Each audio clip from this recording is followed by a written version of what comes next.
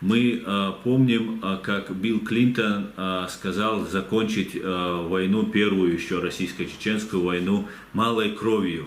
Мы помним, как Джордж Буш пригласил военного преступника с золотой звездой героя Шаманова, Владимира Шаманова, и есть фотография в овальном кабинете.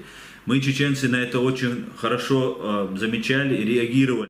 И на все российская пропаганда накладывала такую информацию, что при убийстве президента Чеченской Республики Джохара Дудаева русским помогали военные спецслужбы, военные США. Некоторые чеченцы задаются этим вопросом, что вот неужели американцы могли так поступить, да, чтобы убить нашего президента?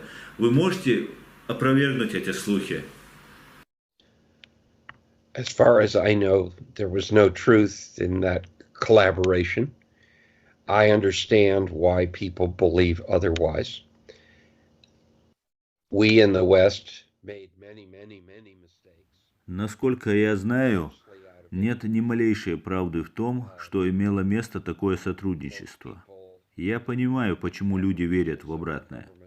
Мы на Западе совершили много ошибок, главным образом из-за невежества. Большинство людей, возглавлявшие наши правительства, просто не знали, что происходит.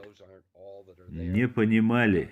Им было достаточно трудно иметь дело с одним Советским Союзом, не говоря уже о 15 странах.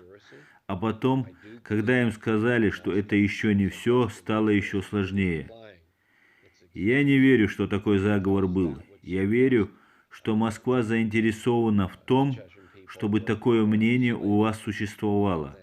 Это говорится для того, чтобы чеченский народ был еще более изолированным, чем является на самом деле. Есть очень много людей по всему миру, которые поддержали и поддерживают вас. И они не должны верить в то, что говорит Москва, если только не предоставлены доказательства. Меня однажды спросили о чем-то, что сказал Путин. И я сказал, он лжет. И меня спросили, откуда я это знаю, и я сказал, что он шевелит губами, и когда он говорит, он всегда лжет.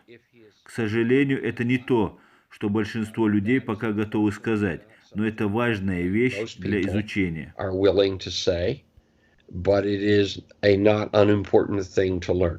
Спасибо вам большое, Пол. Я хотел бы вам еще выразить большую благодарность за то, что вы приняли участие в создании чеченской радиостанции «Радио Свобода», «Радио Маршу».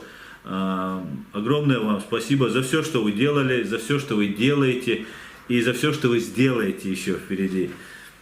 Спасибо за ответы. Спасибо. Все, до свидания. До свидания. До свидания.